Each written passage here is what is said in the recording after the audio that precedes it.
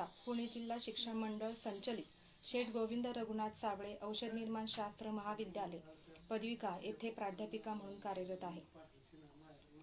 प्रथमतः मी सर्व फार्मासिस्टला, सर्व औषध विक्रेत्यांना, औषध निर्मात्यांना आजच्या जागतिक फार्मासिस्ट दिनाच्या औचित्य साधून त्यांना खूप साऱ्या शुभेच्छा देते। आमच्याही महाविद्यालयामध्ये आज जागतिक फार्मासिस्ट दिनाच्या निमित्ताने विविध उपक्रमांचे आयोजन करण्यात आले। त्याच्यामधील सर्वात महत्त्वाचा उपक्रम महाविद्यालयाच्या प्राचार्या माननीय डॉक्टर राजश्री चव्हाण यांच्या मार्गदर्शनाखाली हॅलो फार्मासिस्ट रुग्ण समुपदेशन केंद्राचे त्या ठिकाणी उद्घाटन करण्यात आले। मी या ठिकाणी सर्वांना आवाहन करावेसे वाटते की सर्वांनी या रुग्ण समुपदेशन केंद्राचा त्या ठिकाणी उपयोग करून घ्यावा।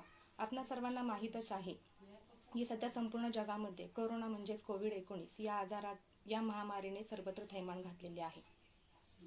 या आजारासाठी लागणारे औषध किंवा लस जे सर्वच या ठिकाणी वाट पाहत आहेत, ते लस शोधण्यासाठी जगभरामध्ये विविध फार्मासिस्ट विविध पातळ्यांवरती त्यांचे काम या ठिकाणी अहोरात्र करत आहेत। मी या ठिकाणी तुम्हाला आज थोडक्यामध्ये कोरोना संक्रमण काळातील औषध निर्मात्याचे महत्त्व याविषयी आपले मत मांडणार आहे। आपणा सर्वांना माहीत आहे की जसे वैद्यक शास्त्रामध्ये आरोग्य कर्मचारी असतील, डॉक्टर असतील, हे रुग्णांचे योग्य उपचार केल्यानंतर त्यांना त्या ठिकाणी योग्य निदान केल्यानंतर त्यांच्यावरती उपचार करण्यासाठी औषधे देत असतात। तशा पद्धतीने डॉक्टर हे त्या रुग्णाला नवीन जीवन देतात। तशाच पद्धतीने औषध निर्माण शास्त्र शाखेमध्ये शिक्षण घेणारे त्या ठिकाणचे औषध निर्माते किंवा औषध विक्रेते किंवा समुपदेशक हे आहेत, हे त्या ठिकाणी रुग्णांची सेवा बजावत असताना त्यांच्यावरती उपचार करण्यासाठी लागणारी औषधे या ठिकाणी उपलब्ध करून देत असतात। या ठिकाणी ह्या औषधांचा प्रवास हा सहजच होत नाही। एखादा औषध बाजारामध्ये येण्यासाठी त्याच्यामध्ये खूप मोठी प्रक्रिया आहे, ती प्रक्रिया त्या ठिकाणी पार करावी लागते। तशाच पद्धतीने खूप मोठ्या प्रमाणावरती पैसाही लावावा लागतो। याची प्रचिती आत्ता आपल्याला या कोरोनाच्या संक्रमण काळामध्ये लक्षात आलेलीच आहे। सर्व मानवजातीचे लक्ष या कोरोनावरच्या उपचारासाठी लागणाऱ्या लसीवरती आणि औषधावरती आहे। तर सर्वसाधारणपणे आपण जेव्हा एखाद्या औषधाबद्दल माहिती घेत असतो किंवा ते औषध सहजच बाजारामध्ये आलेलं आहोत अशी उक्ती करतो, तर पूर्वी त्याचा जो प्रवास आहे तो प्रवास या ठिकाणी मला नमूद करावासा वाटतो। कोणत्याही आजारावरती जे औषध आपणास लागणार आहे ते औषध तयार करण्यापूर्वी तो आजार, त्या आजार होण्यामागची कारणे आणि त्या कारणांमध्ये त्याच्या होणारा जीवाणू संसर्ग असेल, विषाणू संसर्ग असेल, याची त्या ठिकाणी सगळ्यात पहिल्यांदा माहिती घेतली जाते। ही माहिती घेतल्यानंतर हा त्या ठिकाणी औषध निर्माता आहे जो या ठिकाणी शास्त्रज्ञ म्हणून काम करणार आहे। हा शास्त्रज्ञ या ठिकाणी विविध प्रकारच्या अणू आणि रेणू, ज्याला आपण ॲटम आणि मॉलिक्यूल म्हणतो, या ॲटम आणि मॉलिक्यूलचा अभ्यास करून त्याच्यापासून एक नवीन जो सॉलिड डोसेज फॉर्म आपण म्हणतो किंवा त्याला एक स्वरूपामध्ये आणण्याचा प्रयत्न करतो। हा अणू आणि रेणू शोधत असतानाही त्या ठिकाणी बऱ्याचशा प्रक्रिया आहेत। जसं आपल्याला माहीत आहे की भारत सरकारचं अन्न आणि औषध प्रशासन असेल किंवा जगभरामध्ये सुद्धा हे फूड आणि ड्रग ॲडमिनिस्ट्रेशन आहे की जे या ठिकाणी विविध पातळ्यांवरती खूप मोठ्या प्रमाणामध्ये सहभागी होऊन विविध प्रकारच्या नवीन आजारांवरती उपयुक्त असा औषधांची त्या ठिकाणी निर्मिती करत असतात। हा शास्त्रज्ञ या ठिकाणी अणू आणि रेणू शोधल्यानंतर त्याच्या ठिकाणी पुन्हा त्याची प्रक्रिया पुढे जात असताना ह्या अणू आणि रेणूंपासून आपल्याला गोळी असेल, द्रव्य असेल किंवा एखादं रसायन असेल, हे रसायन करण्यासाठीही फॉर्म्युलेशन अँड डेव्हलपमेंट अशा पद्धतीच्या प्रक्रियेमध्ये हा अणू आणि रेणू त्या ठिकाणी पुढे जातो। हे फॉर्म्युलेशन आणि डेव्हलपमेंट करत असताना सुद्धा त्या ठिकाणी विविध चाचण्यांना या ठिकाणी या द्रव्याला, या रासायनिक वस्तूला सामोरं जावं लागतं। या ठिकाणी मानवी चाचणी असेल किंवा त्या ठिकाणी प्राण्यांवरती चाचणी असेल, ही चाचणी या ठिकाणी करून त्याचबरोबर या रसायनावरती होणाऱ्या विविध वातावरणाचा, तापमानाचा, भौगोलिक रचनेचा काय परिणाम होणार आहे याची या ठिकाणी चाचणी केली जाते। हा झाला याचा दुसरा टप्पा। तिसऱ्या टप्प्यामध्ये जे रसायन तयार गेलेले आहे त्या रसायनाचा, त्या स्वरूपाचा तो फायनल केलेला सॉलिड डोसेज फॉर्म आहे, त्याचं या ठिकाणी छोट्या प्रमाणामध्ये उत्पादन करून ते उत्पादन करत असताना सुद्धा हे उत्पादन करत असणारा त्याच्यामध्ये येणाऱ्या अडीअडचणींचा सामना केला जातो आणि त्या ठिकाणी सोडवण्याचा प्रयत्न केला जातो। ह्या छोट्या प्रमाणावरती केलेल्या औषधाची जी काही प्रक्रिया आहे ती मोठ्या प्रमाणामध्ये करण्यासाठी आपल्या औषध निर्मिती कारखान्यांचा किंवा कंपन्यांचा खूप मोठ्या प्रमाणामध्ये सहभाग आहे। या कारखान्यामध्येही आपला जो औषध निर्माता आहे तो औषध निर्माता विविध प्रकारची कामं त्या ठिकाणी करत राहतो। ही निर्मिती करत असताना जे काही औषध आहे ते औषध या ठिकाणी विविध चाचण्यांना सामोरं जातो। त्या ठिकाणी क्वालिटी कंट्रोल असेल, क्वालिटी अश्युरन्स आहे आणि ह्या सगळ्या चाचण्या केल्यानंतर त्याची खात्री केल्यानंतर, त्याची मात्रा ठरवल्यानंतर, त्याची उपयुक्तता ठरवल्यानंतर, तो मानवास सुरक्षित आहे का नाही हे तपासल्यानंतर पुन्हा त्याचा प्रवास जो आहे तो खऱ्या अर्थाने औषध निर्मात्याकडून औषध विक्रेत्याकडे जातो. जो औषध विक्रेता आपण सर्वसामान्यपणे म्हणतो की हा दुकानदार आहे किंवा मेडिकलवाला आहे, पण या जागतिक औषध निर्माता दिनाच्या निमित्ताने मला सर्वांना एकच आवाहन करावं असं वाटतं की आजपासून आपण या मेडिकलवाल्याला किंवा दुकानदाराला फार्मासिस्ट असं संबोधलं तर काही वावगं ठरणार नाही. जसं आपण वैद्यकीय क्षेत्रामध्ये काम करणाऱ्या डॉक्टरांना डॉक्टर ही पदवी देतो, तसेच हा जो फार्मासिस्ट आहे तो खऱ्या अर्थाने या मानव जातीचं सगळे जे काही आजार आहेत त्यांचं समूळ नष्ट करण्यासाठी तो अहोरात्र झटत आहे. आपल्या सर्वांना माहीतच आहे की या कोरोना संक्रमण काळामध्ये सर्व सोयी सुविधा ह्या बंद होत्या, पण त्या ठिकाणी एकच सोय आणि सुविधा जी महत्वाची होती ती होती म्हणजे आपल्या औषध विक्रेत्याचं दुकान. हा औषध विक्रेता 12 महिने 24 तास न थकता न हार मानता पाहिजे त्या प्रकारचे पाहिजे त्या आजारांवरचे औषधं त्या ठिकाणी सातत्याने कुठेही खंड न पडू देता पुरवत राहिलेला आहे. सो मला असं वाटतं की या ठिकाणी जसं आपण आरोग्य सेवक आहेत, वैद्यकशास्त्रामध्ये काम करणारे कर्मचारी आहेत, पोलीस कर्मचारी आहेत, यांना जसं आपण कोरोना योद्धा म्हणतो तशा खऱ्या अर्थाने पडद्यामागं काम करणारा हा फार्मासिस्ट, हा औषध निर्माता, औषध विक्रेता किंवा समुपदेशन केंद्रावरती काम करणारा हा औषध विक्रेता हा खऱ्या अर्थाने आपला कोरोना योद्धा आहे. तर अशा या कोरोना योद्ध्याला खरोखर आपण शतशः त्याचे आभार मानले पाहिजेत. त्याचं नाव त्या ठिकाणी कुठेही आपण जास्त फोकसमध्ये न घेता हा आपला औषध विक्रेता अहोरात्र त्या ठिकाणी काम करत आहे आणि रुग्णसेवेचे देशसेवेचे त्या ठिकाणी तो अहोरात्र काम करत आहे. हा औषध विक्रेत्याचं काम औषध समुपदेशनापुरतं मर्यादित नाही, तर त्या ठिकाणी आपण सांगू शकतो की याचबरोबर आपला औषध निर्माता जो आहे, औषध विक्रेता जो आहे, तो एखादा रुग्ण जेव्हा दवाखान्यामध्ये भरती झालेला आहे त्या दवाखान्यातल्या रुग्णाच्या जवळ जातो, त्याला चालू असणाऱ्या औषधांबद्दल, त्यांनी हे औषध योग्य वेळी घ्यायचं आहे, कसं घ्यायचं आहे, कुठे ते ठेवायचं आहे, त्याला होणारा त्रास आणि त्या त्रासाबरोबर त्याला पाळावयाचे पथ्य, त्याला घ्यावयाचा आहार, त्यांनी करावयाचे व्यायाम, या सगळ्या गोष्टींबद्दलची इत्थंभूत माहिती हा आपला औषध विक्रेता, औषध निर्माता त्याला वेळोवेळी देत आहे. म्हणजे खऱ्या अर्थाने हा जो जागतिक औषध निर्माता दिवस आहे, तो जागतिक औषध निर्माता दिवस आपण विविध पातळ्यांवरती साजरा करत आहोत की याच्या भूमिका पण आपण पाहिल्या पाहिजे. जसं आपण म्हणतो की हा औषध निर्माता आहे, विविध प्रकारच्या औषधांना तो या ठिकाणी तयार करत आहे, तो औषध विक्रेता आहे, तो कुठल्याही प्रकारचा खंड न पाडता सातत्याने रुग्णांच्या सेवेसाठी ही औषधं पुरवित आहे आणि तशाच पद्धतीने समुपदेशकाचंही तो या ठिकाणी खूप महत्त्वाची भूमिका बजावत आहे. तर अशा या फार्मासिस्ट, अशा या औषध विक्रेत्याला, औषध निर्मात्याला आपण या ठिकाणी विसरून चालणार नाही. या ठिकाणी मला असंच म्हणावंसं वाटतं की जसं आपण एखाद्या मंदिरामध्ये आपल्याला काही अडचण असेल तर त्याच्यासाठी प्रसाद घ्यायला जातो, तसाच प्रसाद रूपी औषधं आपल्याला या औषधालयामधून हा फार्मासिस्ट आपल्याला सातत्याने पुरवित आहे. या ठिकाणी मला असं वाटतं की जसं आपण या कोरोना महामारीमध्ये आपण आता सरकारी नियमांचे सगळेच लोक पालन करत आहेत. सरकारी नियमांचं पालन करत असताना त्या ठिकाणी आपल्याला सगळ्यांना सॅनिटायझर वापरायचं आहे, सगळ्यांना त्या ठिकाणी मास्कचा वापर करायचा आहे, सगळ्यांनी सुरक्षित अंतर ठेवायचं आहे आणि सरकारी नियमानुसार आता जी योजना त्या ठिकाणी आखली जात आहे ती योजना म्हणजे माझी कुटुंब माझी जबाबदारी. तर हे फक्त आपल्या माझी कुटुंब माझी जबाबदारी पुरता आपण मर्यादित न राहता वसुधैव कुटुंब एकम या उक्तीप्रमाणे सारी धरती हे माझे कुटुंब आहे, त्याच्यामुळे आपण स्वतःची काळजी घेणं गरजेचं आहे, आपल्या कुटुंबाची काळजी घेणं गरजेचं आहे, आपल्या समाजाची काळजी घेणं गरजेचं आहे, आपल्या देशाची काळजी घेणं गरजेचं आहे आणि पर्यायाने आपल्या वसुंधरेची काळजी घेणं ही आपली काळाची गरज आहे. तर अशा या विविध भूमिका पार करणाऱ्या पुन्हा एकदा या औषध विक्रेत्याला माझे शतशः आभार. आणि या ठिकाणी सर्वांना एकच आवाहन करावं असं वाटतं की ही कोरोना संक्रमणाची जी साखळी आहे ती सर्वांनी आपण एकत्र येऊन एकजुटीने तोडायची आहे. हा जो संक्रमण आहे ते संक्रमण तोडण्यासाठी सर्वांनी सुरक्षित अंतर ठेवायचं आहे, मास्कचा वापर करायचा आहे, सॅनिटायझरचा वापर करायचा आणि सर्व सरकारी नियमांचं पालन करायचं आहे. या ठिकाणी हा फार्मासिस्ट रुग्णसेवा करत असताना देशाची पण सेवा करत आहे. तर अशा ठिकाणी फार्मासिस्टबद्दलचं जे योगदान आहे ते मला एवढ्याच थोडक्या शब्दात मांडावंसं वाटतं. आणि या ठिकाणी पुन्हा एकदा आवाहन करावंसं वाटतं की या जागतिक औषध निर्माता दिनाच्या निमित्ताने आपण ज्या आपल्या अवतीभोवती असणारे केमिस्ट आणि ड्रगिस्ट आहेत त्यांना या ठिकाणी फार्मासिस्ट म्हणून संबोधावं ही या ठिकाणी अपेक्षा व्यक्त करते. आणि यानंतरचं सत्र माझ्या सहकारी प्राध्यापिका जयश्री जगताप मॅडम आपल्याला कोरोना विषाणूचे मानवी शरीरावरती होणारे परिणाम आणि घ्यावयाची काळजी याबद्दल मार्गदर्शन करतील. धन्यवाद.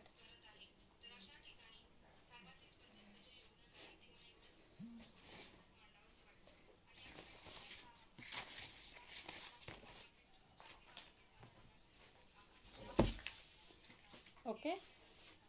आहे व्यवस्थित व्ह्यू. ओके. फार वेळ जातो. बराचसा टाइम.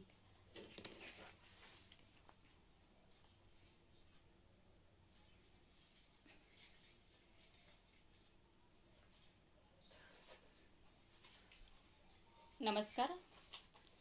या द्वितीय सत्रामध्ये मी आपणा सर्वांचे सहर्ष स्वागत करते.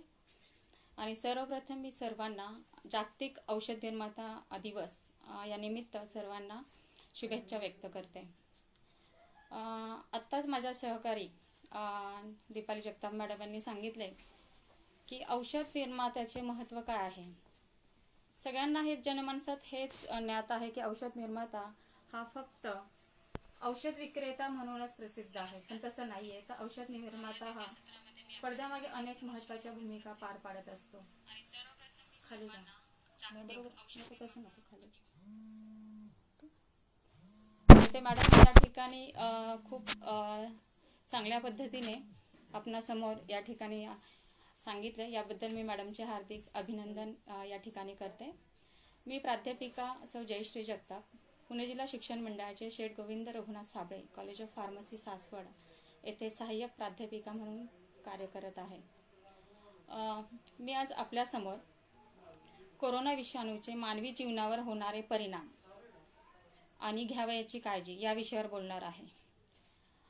सगळ्यांना हा रोग महामारी येऊन आता बरेच महिने झाले आणि अनेक प्रसार माध्यमामार्फत अनेक माध्यमामार्फत आणि आपल्यापर्यंत खूप सारी माहिती या कोरोना विषाणूबद्दल पोहोचलेली आहे, या रोगाबद्दल पोहोचलेली आहे. पण ती माहिती मी फार आपल्याला सांगणार नाही आहे. जी माहिती आत्ता आपल्याला फार माहिती असणं गरजेचं आहे, ती माहिती मी आपल्याशी आज शेअर करणार आहे. कोरोना प्रत्येकाच्या तोंडामध्ये हे आहे की कोरोना हा काही रोग नाही आहे. कोरोना हे एक विषाणूचं नाव आहे आणि कोरोना विषाणूमुळे जो रोग होतो त्याला कोविड-19 असं म्हटलेलं आहे. म्हणजे कोविड-19 हे आजाराचं नाव आहे. कोविड-19 हा आजार संसर्गजन्य आजार आहे. अनेक व्याधी आपल्याला आहेत. एक शारीरिक व्याधी आहेत, संसर्गजन्य रोग आहेत.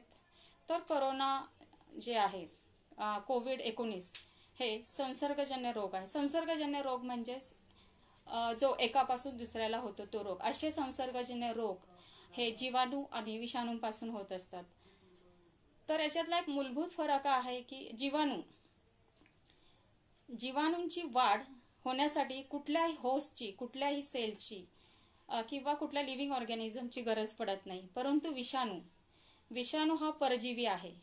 त्याच्यासाठी एका जिवंत पेशीची गरज पडते स्वतःची वाढ होण्यासाठी, स्वतःच्या प्रतिकृती तयार करण्यासाठी. जीवाणू जे आहेत, सगळेच जीवाणू हे घातक नसतात.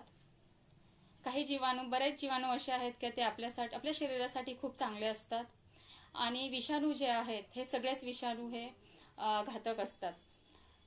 आता जर विचार केला तर आपल्या अवतीभोवती खूप सारे विषाणू आहेत. 100 ते 150च्या पेक्षा जास्त विषाणू आज आपल्या अवतीभोवती आहेत आणि तरी सुद्धा आपण खूप चांगल्या पद्धतीने या विषाणूंच्या सानिध्यात आज आपण जगत आहोत. तर हा कोरोना विषाणू वेगळा का आहे, याला आपण एवढं का घाबरतो, एवढं लॉकडाऊन का झालं, याला महामारी का म्हटलंय, तर हे मी थोडक्यात आपल्यासमोर या ठिकाणी मांडणार आहे. तर प्रथम कोरोना म्हणजे काय, कोरोना हे नाव का दिलं गेलेलं आहे. कोरोना म्हणजे त्याची जी रचना आहे, त्याचं जे स्ट्रक्चर आहे हे टोपीसारखे दिसते, क्राऊन सारखं, म्हणून त्याला कोरोना असं म्हटलेलं आहे. आणि कोरोना हा नवीन नाही आपल्यासाठी. कोरोना हा खूप आधीपासून आपल्या पृथ्वी तलावर हा ज्ञात आहे. 1960 साली पहिला जो पेशंट आहे तो कोरोना जो श्वसनाच्या आजाराने ग्रस्त होता, तर त्याच्यामध्ये हा पहिला कोरोना विषाणू जो आहे तो 1960 मध्ये सापडला. तर असे कोरोनाचे 4 प्रकार आहेत. 4 प्रकारापैकी 2 कोरोनाचे जे विषाणू आहेत ते माणसांमध्ये रोग निर्माण करतात आणि 2 मध्ये आतापर्यंत 7 विषाणू जे आहेत ते माणसामध्ये रोग निर्माण करणारे आहेत. 7 पैकी 3 विषाणू जे कोरोना विषाणू आहेत ते फार मोठ्या प्रमाणावर ते म्हणजे पॅन्डेमिक लेवल एपिडेमिक लेवलला ते आजार निर्माण केलेला आहे. त्यातला एक आहे 2002 मध्ये आलेला सार्स. हा सार्स कोरोना व्हायरस 1 या विषाणूमुळे झालेला आजार आहे. 2012 मध्ये जो सौदी अरेबियामध्ये आलेला आजार आहे मर्स, हा मर्स आजार मर्स या कोरोना व्हायरसमुळे झालेला आहे. आणि आत्ताचा जो आहे डिसेंबर 2019 मध्ये आलेला जो कोविड-19 हा आजार जो आहे हा नॉव्हेल कोरोना व्हायरस आणि याला सार्स कोरोना व्हायरस 2 असं म्हटलेलं आहे. सार्स कोरोना व्हायरस 2 का? तर सार्स आजार ज्या विषाणूमुळे झाला सार्स कोरोना व्हायरस 1, तर सार्स कोरोना व्हायरस 1 आणि सार्स कोरोना व्हायरस 2 म्हणजेच नॉव्हेल कोरोना व्हायरस यांच्या स्ट्रक्चरमध्ये म्हणजे यांच्या रचनेमुळे मध्ये जवळजवळ 86 ते 90% साम्य आहे. आणि त्यामुळे हा जो नॉव्हेल कोरोना व्हायरस आहे याला सार्स कोरोना व्हायरस 2 असं पण म्हटलेलं आहे. आता नॉव्हेल का तर असा जो हा कोरोना व्हायरस आहे हा असा कोरोना व्हायरस यापूर्वी आपल्या शरीराने पाहिलेला नाहीये की आपल्या शरीर आतापर्यंत असा कोरोना व्हायरस की याच्याबद्दल आपल्याला फार माहिती नाही. अजूनही या व्हायरस बद्दल पूर्ण माहिती नाहीये. अजूनही याच्यावर संशोधन चालू आहे आणि म्हणूनच त्याला नॉव्हेल कोरोना व्हायरस असं म्हटलेलं आहे. नॉव्हेल आणि याच्यामुळे जो आजार होतो तर त्याला कोविड-19 CO म्हणजे कोरोना, VI म्हणजे व्हायरस, D म्हणजे डिसीज आणि 19 म्हणजेच हा जो आजार आहे हा डिसेंबर 2019 मध्ये याचं निदान झालं म्हणून त्याला कोविड-19 असं म्हटलेलं आहे. प्रथम हा जो डिसीज आहे हा आपल्याला सगळ्यांना माहिती आहे की याचा उगम हा चायनामध्ये वुहान सिटीमध्ये झाला. वुहानमध्ये पहिले सुरुवातीला काही पेशंट्स असे तिथे सापडले की त्यांच्यामध्ये न्यूमोनिया हा आजार झाला. श्वसनाचा आजार जो आहे न्यूमोनिया हा आजार झाला. पण त्याचे कारण त्यांना समजली नाहीत की हा नक्की कुठल्या विषाणूमुळे झाला. मग नंतर याच्यावर संशोधन खूप सुरू झालं. खूप तिथे जे चायनामध्ये वुहानमध्ये जे लोक आहेत खूप या रोगामुळे बाधित होऊ लागले, या विषाणूमुळे बाधित होऊ लागले. आणि नंतर हा जो कोविड-19 ह्या विषाणू ही जी केस आहे ही हू म्हणजेच WHO वर्ल्ड हेल्थ ऑर्गनायझेशनला 31 डिसेंबरला रिपोर्ट केले की हे काहीतरी वेगळा रोग आहे आणि याच्यावर संशोधन होणं गरजेचं आहे. यानंतर जानेवारीमध्ये ह्या विषाणूचं जे स्ट्रक्चर आहे, जी रचना आहे, ह्या विषाणूची रचना प्रसिद्ध झाली 12 जानेवारीला आणि त्यानंतर ह्या विषाणूचं नामकरण हे 11 फेब्रुवारी 2020 ला झालं. म्हणजे कोविड-19 हे नाव डिसेंबरमध्ये हे पेशंट्स जे आहेत हे पेशंट हा आजार आला ह्याचं नामकरण जे आहे कोविड-19 हे फेब्रुवारीमध्ये झालं. आणि नंतर हा आजार हा खूप मोठ्या प्रमाणावर जगभरात पसरायला लागला आणि त्यानंतर हा आजार WHO ने 11 मार्च रोजी हा पॅन्डेमिक म्हणून घोषित केला. तर अशा पद्धतीने हा कोरोना व्हायरस जो आहे हा डिसेंबर टू मार्च म्हणजे कोविड हा पॅन्डेमिक डिक्लेअर करायला मार्च 2020 एवढे कालावधी गेला.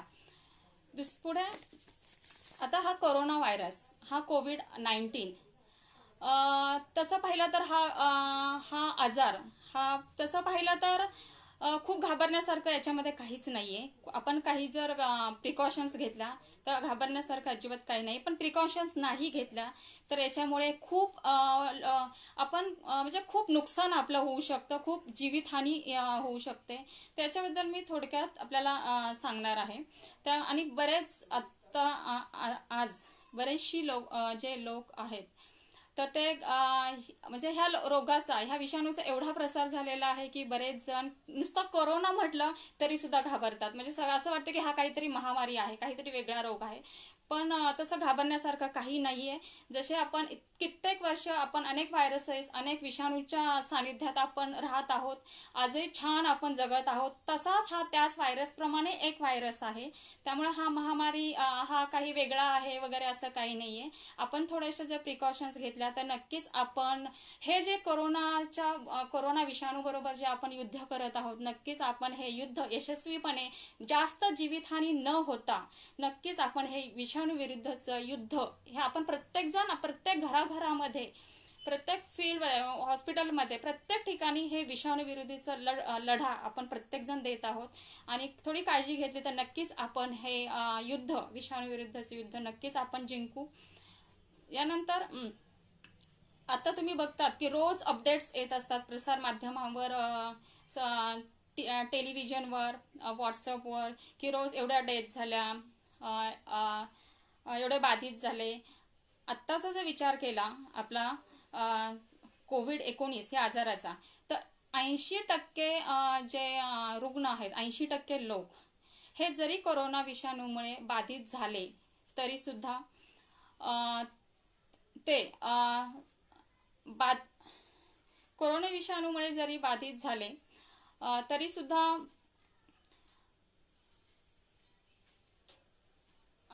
म्हणजे आपण ते 80% लोकांना आपण असिम्प्टोमॅटिक पेशंट्स असे म्हणतो. असिम्प्टोमॅटिक म्हणजे ज्यांना माइल्ड कोरोना व्हायरस इन्फेक्शन झालेलं आहे. तर आता हा जो कोरोना व्हायरस आहे याची हा आपल्या शरीरामध्ये कसा प्रवेश करतो, तो हा श्वसनामार्गे आणि तोंडावाटे प्रवेश करतो, हेच आपल्या सगळ्यांना माहीत आहे. त्यामुळे जर आपण स्वच्छता, जे आपण म्हणतो की स्वच्छता ठेवली पाहिजे, हात स्वच्छ धुतले पाहिजेत, कुठे इकडे तिकडे हात न लावला नाही पाहिजे, लावला तर आपण नेहमी हात स्वच्छ धुतला पाहिजे, सॅनिटायझरचा वापर केला पाहिजे. कारण आपला हा जो संसर्ग, जर आपला कुठे हात लागला आणि तिथे संसर्ग झालेली जागा असेल आणि ते जर आपण तोंडाला लावलं तर ते विषाणू आपल्या तोंडामध्ये जाऊ शकतात. आणि एकदा तोंडामधून जेव्हा ह्या विषाणूची एंट्री होते, कोरोना विषाणू, तर हा विषाणू जेव्हा आपल्या तोंडावाटे जातो, प्रथम हा तोंडावाटून मग फुफ्फुसामध्ये येतो. फुफ्फुसामध्ये गेल्यानंतर तिथे त्याची वाढ व्हायला लागते. तर प्रथम जेव्हा हा तोंडामध्ये जातो तेव्हा आपण जर वाफ वगैरे घेतली, आपण जर गार्गलिंग केलं, गुळणा घेतला, तर बऱ्यापैकी ह्या विषाणूला आपण तोंडामध्येच अटकाव करू शकतो. आणि तिथे आपण जर त्या विषाणूची तीव्रता नाही कमी करू शकलो तर तो विषाणू आपला पुढे लंग्समध्ये येतो, आपल्या फुफ्फुसामध्ये येतो. फुफ्फुसामध्ये आल्यानंतर तो विषाणू जो आहे तो आपल्या सेल्समध्ये, म्हणजे आपल्या जे पेशी आहे, पेशींमध्ये, फुफ्फुसाच्या पेशींमध्ये जातो. आणि फुफ्फुसाच्या पेशींमध्ये गेल्यानंतर तिथे अल्व्हिओल, आपल्या ज्या फुफ्फुसाच्या सॅक्स असतात, ज्या छोट्या छोट्या पिशव्या असतात, तर ते आपल्या सगळ्यांना माहिती आहे की आपलं शरीर जे आहे, शरीरामध्ये आपले लंग्स म्हणजे आपलं फुफ्फुस हे फार महत्त्वाचं कार्य करतं. म्हणजे जे ब्लड प्युरिफिकेशनचं काम आहे, म्हणजे रक्त शुद्धीकरणाचं काम हे आपलं फुफ्फुस करत असतं. आणि ब्लड पंपिंगचं काम, म्हणजे ब्लड जे आहे, सगळं रक्त हे सगळ्या अवयवांना व्यवस्थित पोहोचवण्याचं काम हे आपलं हृदय करत असतं. त्यामुळे हे दोन्ही ऑर्गन्स हे आपले खूप महत्त्वाचे आहेत. मग जेव्हा हे विषाणू आपल्या फुफ्फुसामध्ये जातील, तर फुफ्फुसामध्ये गेल्यानंतर आपल्या फुफ्फुसामध्ये अशी काही प्रथिनं आहेत की त्या प्रथिनं, ते जे व्हायरस आहे, त्या व्हायरसचं जे बाहेरील आवरण आहे, ते आवरण आपल्या शरीरातील पेशींना चिकटण्यासाठी ते मदत करतं. आणि एकदा ते व्हायरस आपल्या पेशींमध्ये गेलं, असे प्रथिनं आपल्या फुफ्फुसामध्ये जास्त आहे, त्यामुळे तो फुफ्फुसातल्या पेशींमध्ये जास्त आतमध्ये जातो.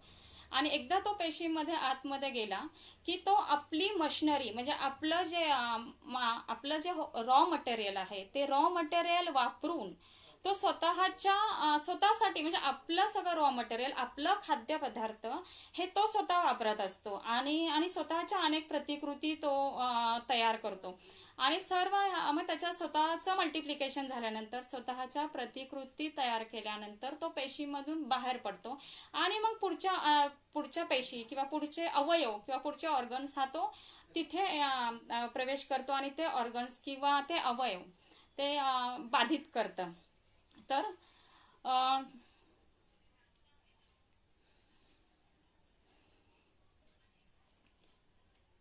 त्यामुळे आणि ह्या विषाणूमध्ये ह्या विषाणूने जर आपल्या शरीराचा महत्त्वाचा घटक जर पेशीमध्ये येत असताना जर त्याने महत्त्वाचा घटक जर आपल्या शरीरामधला वापरला, तर तो जो घटक आहे ते घटक जे आपल्या शरीरामध्ये कार्य करत असतं त्या घटकाची कमतरता ही आपल्या शरीरामध्ये पडते आणि त्यामुळे आपल्याला जे हे रोग आहे किंवा जे आपल्या शरीरामध्ये जे बिघाड होतात किंवा जी लक्षणं दिसतात ते एक कारण आहे की आपल्याला तो एक जो घटक आहे तो घटक आपल्याला कमी पडतो की जो विषाणू आपले सगळे मटेरियल वापरत असतो.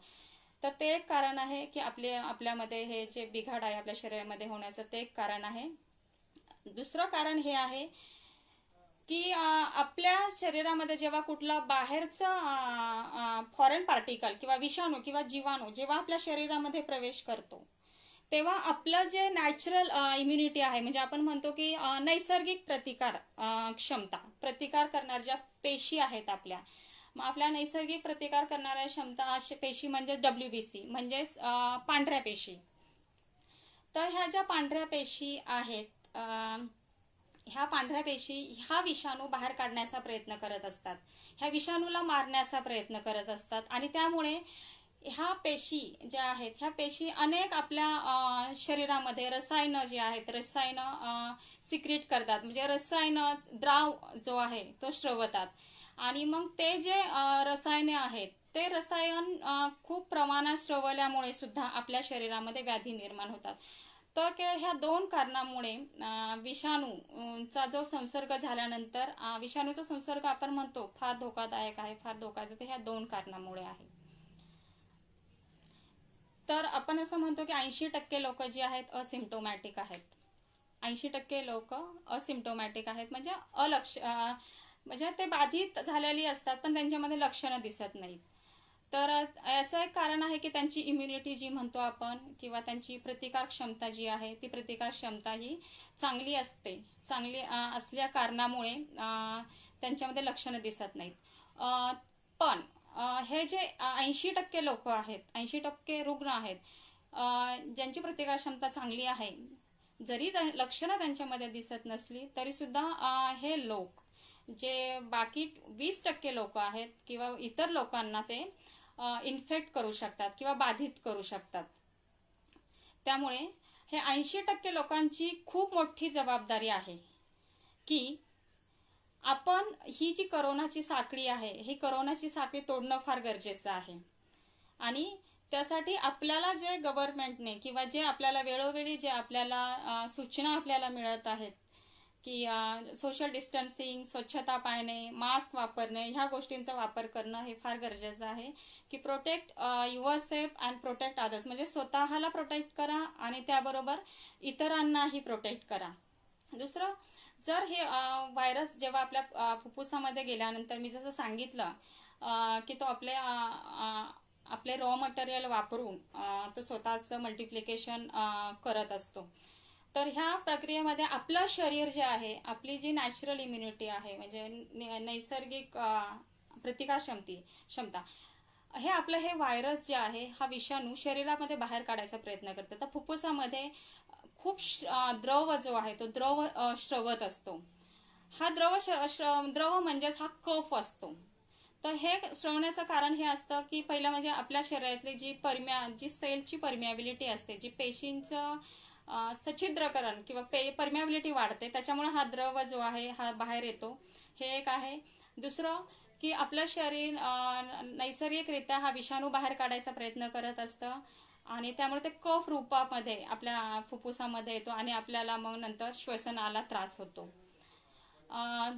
श्वसनाला त्रास होतो. दुसरं म्हणजे हा आपली जी इनव्हॉलंटरी म्हणजे काय म्हणतो आपण त्याला इनव्हॉलंटरी ऍक्शन आहे की एखादा जर फॉरेन पार्टिकल किंवा एखादा फॉरेन विषाणू जर आपल्या शरीरामध्ये गेला तर त्याला बाहेर काढण्यासाठी एक खोकला केव्हा येतो की आपलं शरीर ते बाहेर काढायचा प्रयत्न करत असतं आणि त्यामुळे आपल्याला खोकला येतो. दुसरं एक आहे की आपल्याला ताप येतो. ताप येणं, सर्दी होणं, खोकला होणं हे खरोखरच हे चांगलं आहे असं मी म्हणू शकत नाहीये, पण ही जर लक्षणं आपल्याला दिसली तर याच्यावरून आपल्याला कळतं की आपल्या शरीरामध्ये काहीतरी बिघाड झालेला आहे. आणि हे जर आपल्याला कळलं तरच आपण म्हणजे ह्याच्यावर ट्रीटमेंट घेऊ शकतो किंवा आपण डॉक्टरांच्या, आणि हे आपल्याला काहीच जर आपल्याला हे जाणवलं नाही तर आपल्याला कळणारच नाही की आपल्या शरीरामध्ये काही विषाणू किंवा जीवाणू आपल्या शरीरामध्ये गेलेला आहे आणि आपल्या शरीरामध्ये काहीतरी बिघाड करत आहे. त्यामुळे एक दृष्टीने ताप येणं, खोकला येणं, सर्दी होणं हे काही वाईट नाहीये.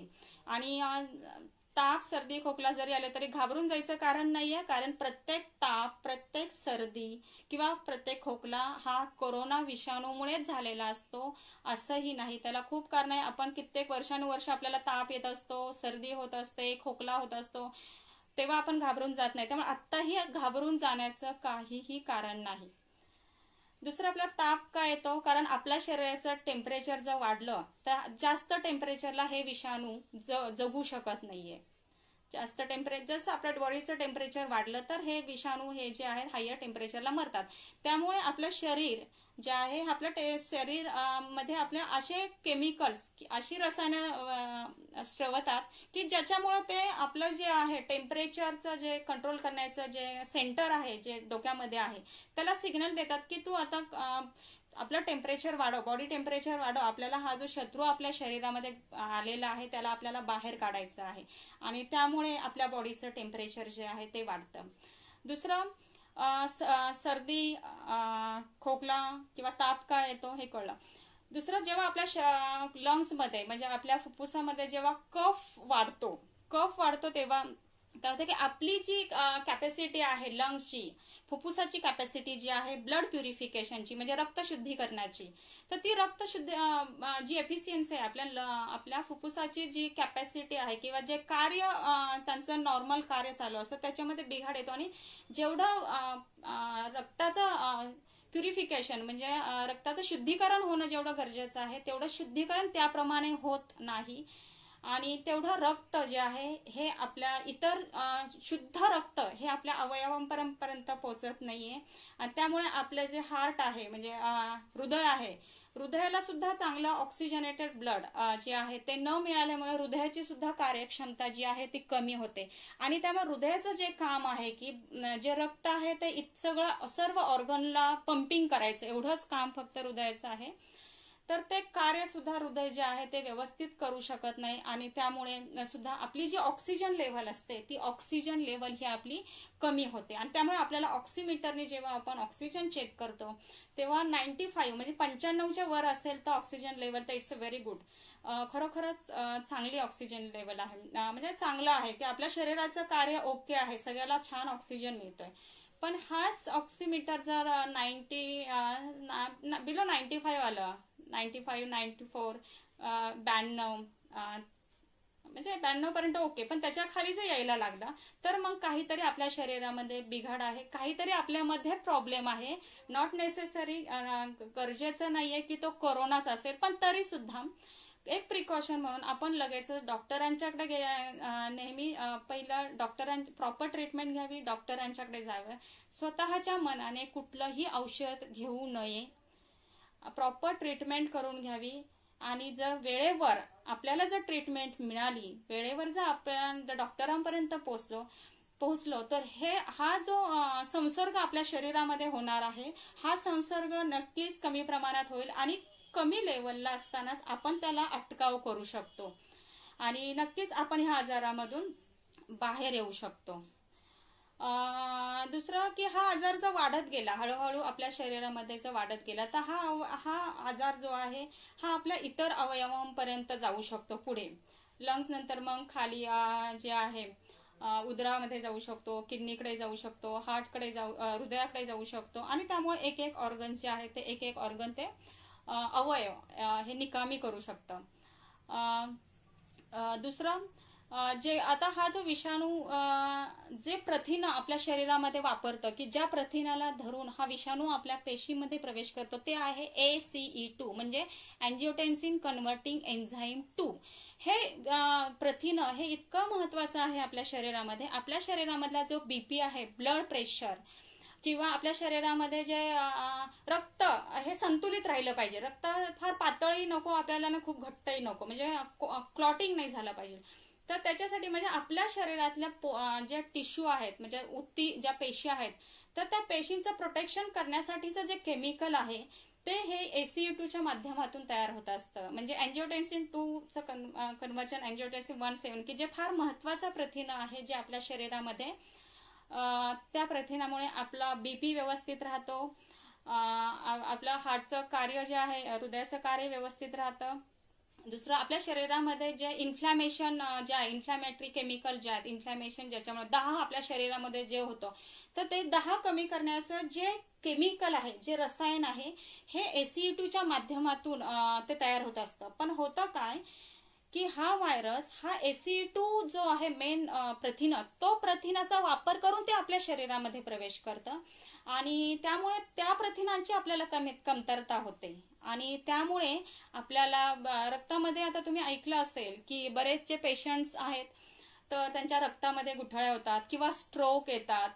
तर मग हे एक कारण आहे का? कारण हे जे आहे हे ACE2 हे कमी झाल्यामुळे आपल्या शरीरामध्ये रक्तातील गुठळ्या होण्याचं जे होण्यासाठी जे रसायन कारणीभूत आहे, ते रसायन श्रवण्याचं काम जे आहे, जे म्हणजे जे रसायन श्रवतं त्याला कमी करण्याचं काम हे ACE2च्या माध्यमातून होत असतं. परंतु ते ACE2 कमी झाल्यामुळे ते रक्ताच्या गुठळ्या ज्याच्यामुळे होतात ते रसायन आपल्या शरीरामध्ये जास्त प्रमाणात सिक्रीट होतं आणि त्यामुळे आपल्याला रक्तात गुठळ्या होणे, ब्लड प्रेशर वाढणे, असे जे काय हे आहेत अशा व्याधी होतात आणि त्यामुळे स्ट्रोक वगैरे येण्याचे चान्सेस जे आहेत ते जास्त असतात. आणि जसं मी सांगितलं की की 80% लोक जे आहेत असिम्प्टोमॅटिक आहेत, 80%. त्यानंतर पुढे 15% लोक जे आहेत, म्हणजे हा विषाणूला 80% जे आहेत असिम्प्टोमॅटिक, अलक्षणीय कोविड आजाराचे जे पेशंट आहेत, हे घरी राहून सुद्धा बरे होऊ शकतात. म्हणजे त्यांनी व्यवस्थित आहार घेतला, स्वच्छता ठेवली, काय कुठलाही स्ट्रेस घेतला नाही आणि जे काही बाकीचे जे नियम आहेत, जे सोशल डिस्टन्सिंग, मास्क लावणे किंवा घराबाहेरच न पडणे, ओके, ह्या सगळ्या गोष्टी करून जर व्यवस्थित फॉलो केला तर नक्कीच आपण घरच्या घरी 80% लोक हे घरच्या घरी बरी होतात. पण हा विषाणूचा प्रसार जर आपल्या शरीरामध्ये जास्त झाला आणि ते आपल्याला नाही समजलं की आपल्या शरीरामध्ये विषाणू आहे आणि आपलं शरीर बऱ्याच वेळा असं होतं, आपण जो म्हणतो इन्क्युबेशन पिरियड हा 2 ते 14 दिवसांचा आहे. म्हणजे प्रत्येक पेशंटच्या इम्युनिटीवर, म्हणजे प्रत्येका क्षमतेवर अवलंबून आहे की ह्याचे सिम्पटम्स कधी दिसतील, लक्षणंही कधी दिसतील. काही लोकांच्या मध्ये 3 दिवसानंतर, 4 दिवसानंतर, काहींच्या मध्ये 10 दिवसानंतर, काही मध्ये 12 दिवसानंतर सिम्पटम्स दिसायला लागतात. तर हे प्रत्येकाच्या प्रतिकार क्षमतेवर अवलंबून आहे. आणि पुढे जे आपण म्हणतो की 15% जे लोक आहेत हे सिव्हिअर, माइल्ड, म्हणजे सिव्हिअर पेशंट, म्हणजे हे जे पेशंट आहेत ह्यांना हॉस्पिटलाइज करणं गरजेचं असतं. 15% जी लोक आहेत ती, आणि त्यांना त्या हॉस्पिटलमध्ये जे ट्रीटमेंट, आता सगळ्यांना माहिती आहे की COVID-19 साठी एकही औषध उपलब्ध नाही. जी काही औषधं देतात किंवा बऱ्याच जणांना हा प्रश्न असतो की औषधं नाहीत तर मग रोग बरा कसा होतो. पण कारण आता आपल्या औद्योगिक क्षेत्रामध्ये एवढी प्रगती झालेली आहे की हे जे सिम्पटम्स किंवा हे जी लक्षणं आपल्यामध्ये दिसतात, तर त्या लक्षणांना कमी करण्याचं काम किंवा हे जे रसायन आपल्या शरीरामध्ये सोडले असतात तर त्याला थोपवायचं काम जे आहे, तर ते हे आपले जे आत्ता जे प्रत्यक्षात जे अवेलेबल अँटीव्हायरल्स आहेत किंवा जे औषधं आहेत तर ते काम करतात. म्हणजे त्याला आपण म्हणतो की सिम्प्टोमॅटिक ट्रीटमेंट, म्हणजे लक्षणावरून केलेली ट्रीटमेंट. तर त्या ट्रीटमेंटने सुद्धा हे जे पेशंट आहेत 15% पेशंट हे छान बरे होऊन घरी येतात. दुसरं 15% मध्ये जाण्याचं कारण दुसरं एक आहे की ज्यांची इम्युनिटी, म्हणजे ज्यांची प्रतिकार क्षमता ही कमी आहे. दुसरं, ज्यांना काहीतरी व्याधी आहे, शारीरिक व्याधी आहे, जसं कॅन्सर असेल, किंवा बाकी काही आजार असतील, म्हणजे हृदयाचा आजार असेल, किडनीचा आजार असेल, फुफ्फुसाचा आजार असेल, तर असे काही जर व्याधी असेल तर अशा लोकांना हा जो आजार आहे हा थोडा जास्त प्रमाणात ह्याचा संसर्ग हा फास्ट होतो. कारण त्या अशा लोकांच्या मध्ये मुळातच प्रतिकारक्षमता ही कमी असते. पण घाबरून जाण्याचं काहीही कारण नाहीये, कारण हा रोग जो आहे, पण जरी आपण सिव्हिअर मध्ये गेलो, हॉस्पिटलाइज होण्याची जरी गरज पडली तरी सुद्धा घाबरायची कारण नाही. कारण आपण 15% जे लोक आहेत ते छान बरे होऊन घरी आलेले आहेत आणि घरी येतात. दुसरं, पुढे 5% जी लोक आहेत, फक्त 5% लोक जी आहेत ती क्रिटिकल मध्ये जातात. पण 5% हे आपल्या भारतासाठी ही खूप मोठा आकडा आहे. कारण आपल्या भारताची जर लोकसंख्येचा विचार केला तर 138 करोड आहे. 138 करोडच्या जर 5% केले तर हा आकडा खूप मोठा असतो. म्हणजे ते आपल्याला, तो सुद्धा आकडा आपल्यासाठी खूप मोठा आहे. तर जे 5% जे लोक आहेत, तर याच्यामध्ये शक्यतो कोण आहेत, हेच की ज्यांची इम्युनिटी कमी आहे, जे वयस्कर आहेत, ज्यांना काहीतरी शारीरिक व्याधी आहे, किंवा ज्यांचं डायग्नोसिस किंवा ज्यांचं जे म्हणतो आपण डायग्नोसिस हे फार लवकर होत नाही, किंवा प्रॉपर ट्रीटमेंट लवकर न मिळाल्यामुळे, किंवा लवकर प्रॉपर हॉस्पिटलमध्ये न गेल्यामुळे हा आजार जो आहे, हा आजार आपल्या शरीरामध्ये वाढलेला असतो. आणि त्यामुळे एवढा आपल्या शरीरामध्ये आजार तो वाढल्यामुळे कदाचित आपल्याला त्याची लक्षणं ही खूप सिव्हिअर दिसतात. आणि काही जे आहेत 5% लोक ही ICU म्हणजे ऍडमिट करावे लागतात. 5% सुद्धा 50% पेशंट जे आहेत ते बरे होऊन येतात. पण 50% लोक जे आहेत रुग्ण, ह्यांना मात्र आपला जीव जो आहे तो गमवावा लागतो. दुसरं की प्रतिकार क्षमता हा खूप चर्चेचा विषय आहे, की प्रतिकार क्षमता म्हणजे नक्की काय. प्रतिकार क्षमता म्हणजे काय, तर आता पहिला आपला प्रतिकार क्षमता, आपलं शरीर हे आपल्या शरीरामध्ये कुठलंही बाहेरचा पार्टिकल किंवा कुठलाही विषाणू किंवा जीवाणू जरी आपल्या शरीरामध्ये आला तरी आपलं शरीर हे खूप बिनचोकपणे त्याचं काम करत असतं. त्या सेकंदाला, प्रत्येक फ्रॅक्शन्स ऑफ सेकंद आपलं शरीर ह्या विषाणू आणि जीवाणूंशी लढत असतं. ते आपल्याला माहीत नसतं, कारण आपलं ते सगळं आतमध्ये शरीरामध्ये हे आपले ज्या सगळ्या पेशी आहेत किंवा आपले जे सगळे संरक्षण दल आहे, जे डिफेन्स सिस्टीम आहे, हे आपलं सगळं हे कार्य करत असतं. तर प्रतिकार क्षमतेचं पहिलं जे आहे, फर्स्ट स्टेप जे आहे ते पहिलं आपलं स्किन आहे, त्वचा. इथे आपलं प्रोटेक्शन चालू होतं. इथून आपली बॉडी जी आहे, आपलं जे शरीर आहे, तिथून आपलं विषाणू किंवा जीवाणूला प्रतिकार करायला लागतं. दुसरं हे झालं फिजिकल बॅरियर, भौतिक काय म्हणतो अडथळा जे आहे स्किन, हे फार महत्वाचे. आपली स्किन चांगली असणं गरजेचं आहे. जर आपल्या जखम झाली आणि आपल्याचे इंटरनल ऑर्गन्स, आतले अवयव जर आपले एक्सपोज झाले बाहेरील वातावरणाला, तर तिथे इन्फेक्शन फास्ट होतं. म्हणजे आपल्या स्किनचं महत्त्व आपल्याला तेव्हा कळतं, आपल्या त्वचेचं, की हे फार महत्त्वाचं बॅरियर आहे आपल्या प्रोटेक्शनसाठी आणि आपल्या ह्या रोगाला प्रतिकार करण्यासाठी. दुसरं आहे केमिकल्स, म्हणजे रसायनं, की कसे आपले रसायनं आपल्याला प्रोटेक्ट करत असतात. दुसरं म्हणजे तोंडातला जे सलायवा आहे, लाळ किंवा तोंडातले जे काही रसायनं आहेत ते, किंवा पोटामधले जे आहेत ऍसिड सिक्रेशन. तर हे केमिकल झाले की ह्या रसायनामुळे सुद्धा आपले जे बाहेरून जेव्हा विषाणू किंवा जीवाणू आपल्या शरीरामध्ये प्रवेश करतात तेव्हा आपल्याला बराच वेळा, प्रत्येक वेळेस ताप येतो असं नाही. असं झालंय का की साधं इन्फेक्शन झालंय आणि लगेच ताप आलाय, असं बराच वेळा होत नाही. आपल्याला कधी कधी मळमळतं, कधी जुलाब होता, डिसेंट्री होते, कधी आपल्याला असं अस्वस्थ वाटतं. का? कारण आपलं हे जे आहे ना, ही फर्स्ट स्टेप असते आपली प्रतिकार करण्याची. म्हणजे तोपर्यंत हा विषाणू किंवा हा जीवाणू हा आपल्या शरीरामध्ये गेलेलाच नसतो, हा बाहेरच असतो. हे सगळं एक्सटर्नल झालं की हा आपला शरीर आपल्या त्या विषाणूला प्रतिकार करत असतं आणि आपला तो विषाणू किंवा जीवाणू हे शरीराच्या बाहेर काढण्याचं काम ते करत असतं. त्यामुळेच आपल्याला मळमळतं किंवा आपल्याला जुलाब होणे, डिसेंट्री होणे, ओमिटिंग होणे, उलट्या होणे. आता कोविडचं हेही एक लक्षण आहे की जुलाब, उलट्या, हे सुद्धा आता जे आहे ना CDCने आता हेही लक्षणं त्या लक्षणांच्या यादीमध्ये आता ऍड केलेले आहेत. तर हे झालं, हे पहिली स्टेप झाली आपली आपल्या बॉडीची प्रतिकार करण्याची विषाणूशी.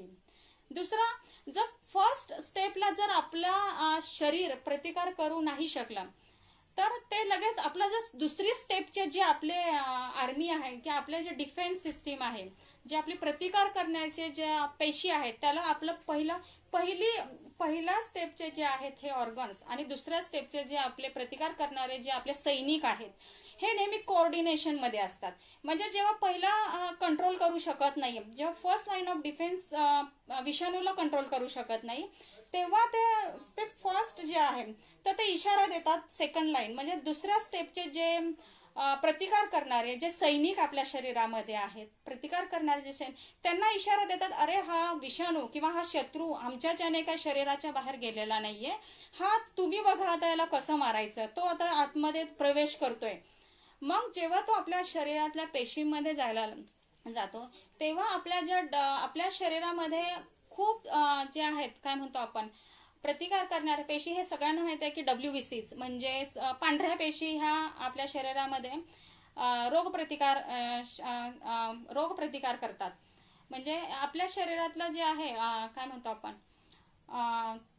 डिफेन्स म्हणजे संरक्षण दल हे पांढऱ्या पेशी आहे. तर पांढऱ्या जसं संरक्षण दलामध्ये वेगवेगळे डिपार्टमेंट असतात किंवा प्रत्येकाचं काम हे प्रत्येक ठिकाणी ठरलेलं असतं, तसं आपल्या शरीरामध्ये सुद्धा आपल्या शरीराची जी डिफेन्स सिस्टीम आहे किंवा आपल्या शरीरामधलं जे संरक्षण दल आहे, ह्या संरक्षण दलामध्ये खूप वेगवेगळ्या WBC आहेत. WBCचे अनेक प्रकार आहेत पांढऱ्या पेशींचे. प्रत्येक पेशींचं कार्य हे ठरलेलं आहे. जोपर्यंत पुढच्या पेशींना सिग्नल मिळत नाही किंवा जोपर्यंत त्यांना सूचना मिळत नाहीये की चला तुम्ही कामाला लागा, आता हा अटकाव होऊ शकत नाही आमच्या, तोपर्यंत ते काम करत नाही.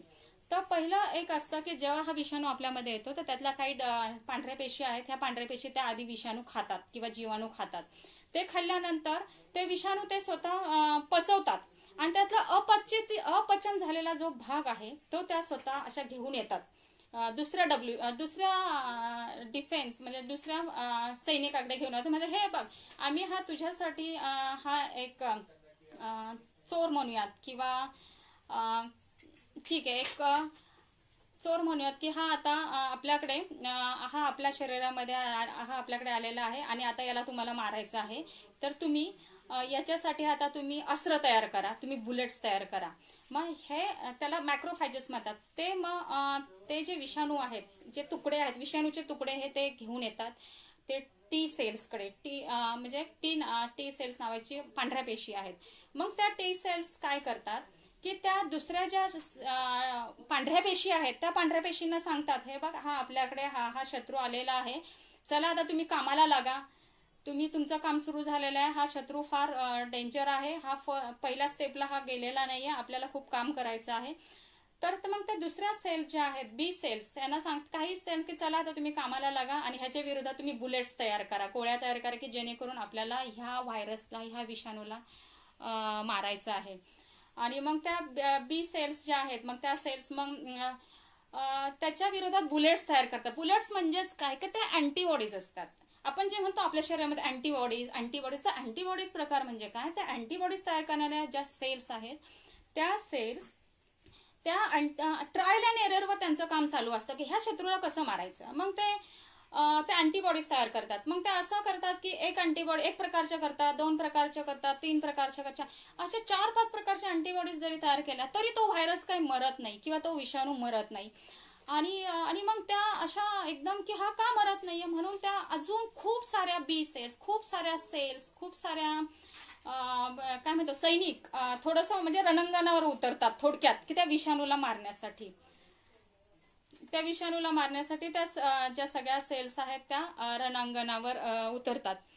आणि होतं काय याच्यामध्ये, जसं आपल्याला माहिती आहे की जर शत्रूला मारायचं असेल, क्रिमिनलला मारायचं असेल तर बंदुकीने मारलं तर बरोबर तो मरतो, म्हणजे त्याला म्हणायचं रामबाण औषध.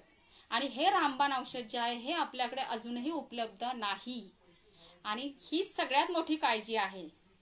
तर हे रामबाण जे बुलेट्स आहेत, ह्या बुलेट्स त्या बी सेल्स ह्या तयार करू शकत नाहीत आणि त्यामुळे खूप सारे सैनिक हे रणांगणावर येतात, खूप साऱ्या सेल्स ऍक्टिव्हेट होतात आणि ते प्रत्येक जण त्या सैनिकाला, त्या शत्रूला मारायचा प्रयत्न करतात आणि ह्याच्यामध्ये ते खूप सारे अँटीबॉडीज, खूप साऱ्या सेल्स ऍक्टिव्हेट होतात. म्हणजे थोडक्यात काय होतं की ह्या ह्याच्यामध्ये, त्या शत्रूला मारण्याच्या ह्याच्यामध्ये हे खूप साऱ्या एक बुलेट तयार करण्याच्या ऐवजी मिसाईल अटॅक करतात, म्हणजे बॉम्बच टाकतात ते, की जेणेकरून त्यांना वाटतं की हा विषाणू मरेल. ह्याला म्हणायचं मिसाईल अटॅक. म्हणजे इन्स्टेड ऑफ बुलेट अटॅक ह्या आपल्या सेल्स आपल्या प्रतिकार करण्याच्या ह्या मिसाईल अटॅक करतात. आणि आपल्या सगळ्यांना माहित आहे, जर बॉम्ब टाकला एखाद्या ठिकाणी, एका शत्रूला मारण्यासाठी जर आपण बॉम्ब टाकला किंवा मिसाईल अटॅक केला तर काय होणार आहे, तर त्याच्यामध्ये तो शत्रू मरू शकेल, पण त्या शत्रू बरोबर चांगले लोक किंवा चांगल्या पेशी सुद्धा मरतात. आणि हेच सेम हे आपले जे विषाणूंशी जेव्हा प्रतिकार करतात, आपल्या ह्या प्रतिकार करणार असेल तर तेव्हा हेच मिसाईल अटॅक होतो. ह्यालाच आपण सायटोकाईन स्टॉर्म म्हणतो. तर ह्या सायटोकाईन स्टॉर्ममुळेच आपल्या शरीरामध्ये हे खूप सारे बिघाड जे आहेत हे बिघाड होत असतात. दुसरं की आपण आता भिण्याचं कारण काय, की हा विषाणू वेगळा का, मग हा आपण असं म्हणतो की हा मग इतर विषाणू सारखाच, ह्याला नॉवेल का म्हटलंय, हा वेगळा कसा काय आहे. तर आपण असं म्हणतो की 80% लोक जे आहेत हा असिम्प्टोमॅटिक आहे. तर किंवा बराच वेळा असं होतं की हा विषाणू आपल्याला संसर्ग करतो, पण बऱ्याच वेळा आपल्याला सिम्पटम्स दिसत नाही. म्हणजे हे लक्षात ठेवा की आपल्याला लक्षणं दिसणं हे पण खूप महत्वाचं आहे. म्हणून मी सांगते, ताप आला, सर्दी झाली, कफ झाला तरी घाबरण्याचं कारण अजिबात कारण नाही. किंवा हे म्हणायचं नाही की मला करोना झालाय. खूप सारे विषाणू आपल्या अवतीभोवती आहेत. कशामुळे होऊ शकतं, जोपर्यंत आपण टेस्ट करत नाही आणि टेस्टचा रिझल्ट पॉझिटिव्ह येत नाही किंवा आपल्याला कळत नाही, तोपर्यंत आपण घाबरण्याचं बिलकुल कारण नाहीये. आणि जरी सुद्धा पॉझिटिव्ह आला तरी सुद्धा घाबरण्याचं कारण नाही, कारण आपण बरे होऊ शकतो. असा हा रोग नाही की बरा होऊ शकत नाही. फक्त जर तो खूप स्प्रेड झाला आपल्या शरीरामध्ये, आपल्याला खूप उशिरा कळलं, आपली त्याच्यामध्ये जर प्रतिकार क्षमता कमी झाली तर मात्र काळजी करण्याचं कारण आहे. पण आपली ती लेवल आपण ती येऊ द्यायची नाही. तर हा वेगळा कसा, हा विषाणू इतर विषाणूंपेक्षा वेगळा कसा तर घाबरण्याचं कारण हे आहे की यापूर्वी सुद्धा सार्स, मर्स असे आजार होऊन गेलेले आहेत, पण हे तेवढ्या प्रमाणावर ह्याचा प्रसार झालेला नाही जेवढा कोविड-19 हा आजार हा जो आहे हा प्रसार झाला. ह्याचं एक कारण आहे की हा खूप फास्ट स्प्रेड होतो, कॉन्टॅजियस, हायली कॉन्टॅजियस आहे. खूप फास्ट हा जो विषाणू आहे हा स्प्रेड होतोय.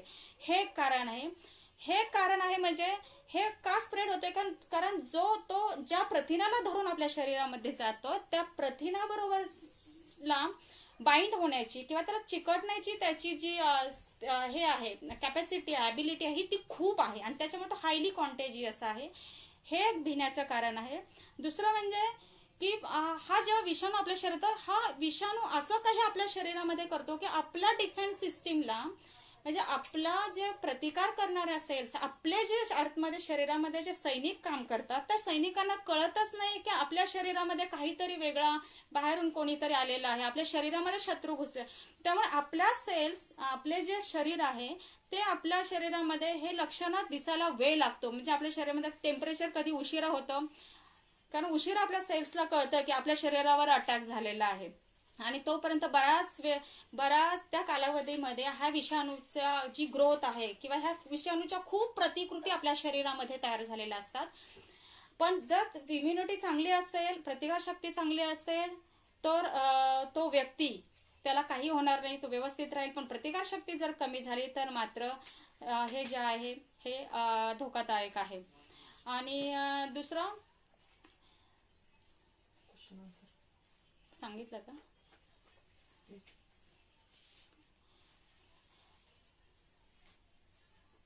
दुसरं की काळजी घेणं का गरजेचं आहे की सगळ्यात जास्त जर महत्त्वाची जबाबदारी 80% लोकांच्यावर आहे. त्यांची इम्युनिटी चांगली आहे, त्यांची प्रतिकार क्षमता चांगली आहे. तर सगळ्यात महत्त्वाची जबाबदारी 80% लोकांच्यावर. त्यांची जबाबदारी आहे की बाकीचे जे इम्युनो कॉम्प्रोमाइज जे आहे, ज्यांची प्रतिकार क्षमता कमी आहे, त्या लोकांना जर व्यवस्थित आपल्याला हे करायचं, त्यांच्यापर्यंत जर इन्फेक्शन किंवा हे कोरोनाचं इन्फेक्शन जाऊ नये असं वाटत असतं, तर 80% लोकांची जबाबदारी ही फार मोठी आहे. आणि दुसरं म्हणजे की बरेच जणांचा हा ग्रह आहे की कोरोना हा काही नाही आहे. कारण बऱ्याच वेळा असं होतं की रिपोर्ट पॉझिटिव्ह होतो, सिम्पटम्स दिसत नाहीत, मे बी त्यांची इम्युनिटी चांगली असते त्यामुळे होत नाही, पण असं नाही आहे. अशाच प्रकारचा एक रोग यापूर्वी आपल्या भारताने अनुभवलेला आहे, जगाने अनुभवलेला आहे. त्याला स्पॅनिश फ्लू म्हणतो. तो 1918 मध्ये होऊन गेलेला आहे. त्याच्यामध्ये जो अशाच प्रकारचा तो श्वसन मार्गाने येणारा तो रोग होता आणि अशीच लक्षणं त्याही रोगाची होती. त्याही वेळी 500 मिलियनपेक्षा जास्त लोक त्यावेळेस बाधित झालेली होती आणि अप्रॉक्सिमेटली 50 मिलियन लोक त्यावेळी लोकांनी त्यावेळी जीव गमावलेला आहे. तर आपण आपल्या गव्हर्नमेंटने खूप लवकर लॉकडाऊन केल्यामुळे सुदैवाने आपण सगळे सेफ आहोत. आपण त्या ह्याच्यापर्यंत, परंतु आपण आता असं दिसतंय की आपण त्या दिशेने चाललेलो आहोत. आपण तर जगाचा विचार केला तर आपण आता 2 नंबरला आहोत. 57 लाखापेक्षा जास्त लोक आता आपल्याकडे इन्फेक्टेड आहेत, बाधित आहेत आणि सुदैवाने आपला रिकव्हरी रेट जो आहे तो चांगला आहे. तो मला असं वाटतं आता आजच डिक्लेअर झाला तो जवळजवळ 82% आहे आणि जो मृत्यू दर आहे तो फक्त 1.6% आहे. हे एवढं जरी मृत्यू दर जरी कमी असला तरी आपला पॉप्युलेशनचा जर विचार केला आणि कम्युनिटी मध्ये जर खूप हा स्प्रेड झाला रोग, तर नक्कीच आपल्याला म्हणजे खूप धोकादायक आहे हे आपल्या सगळ्यांसाठी. तर ही कोरोनाची साखळी जी आहे ही तोडणं फार गरजेचं आहे. त्याच्यासाठी मी सगळ्यात शेवटी हे सांगेल की protect your self and protect others. Protect your self म्हणजेच स्वतः स्वच्छता ठेवा, सोशल डिस्टन्सिंग पाळा, मास्क वापरा, गरज असेल आवश्यक असेल तरच बाहेर पडा. म्हणजे आधी स्वतःचं प्रोटेक्शन करा आणि त्याबरोबर इतरांचंही प्रोटेक्शन करा. तर नक्कीच आपण ही कोरोनाची साखळी जी आहे ही तोडू आणि नक्कीच आपण हे कोरोना विषाणूचे विरोधात जे युद्ध आहे हे आपण नक्कीच जिंकू.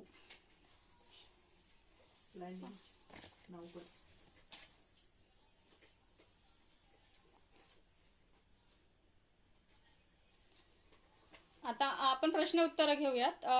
निखिलांचा प्रश्न आहे की वाफ घेतल्याने विषाणू मरतो का? तर हे जे विषाणू आहेत तर हे जास्त टेम्परेचर म्हणजे जास्त तापमानाला मरतात. मग हा विषाणू जर आपण सुरुवातीच्या ह्याच्यामध्ये जर तो आपल्या तोंडामध्ये असेल तो आपला, कारण हा विषाणू तोंडामार्गे आपल्या शरीरामध्ये प्रवेश करतो. हा विषाणू जर तोंडामध्ये असेल किंवा नाकामध्ये असेल आणि जर आपण प्रायमरी लेवलला जर आपण वाफ घेतली तर त्या वाफेच्या गरमाईने त्या टेम्परेचरने तो विषाणू मरतो आणि त्यामुळे तो विषाणू आपल्या पुढे शरीरामध्ये ज्या प्रमाणात जाईल ते तिथे अटकाव आपण जो म्हणतो या विषाणूला अटकाव आपण तोंडामध्येच किंवा आपल्या नाकामध्येच करू शकतो. तर नक्कीच की वाफ घेतल्याने विषाणू हा मरतो.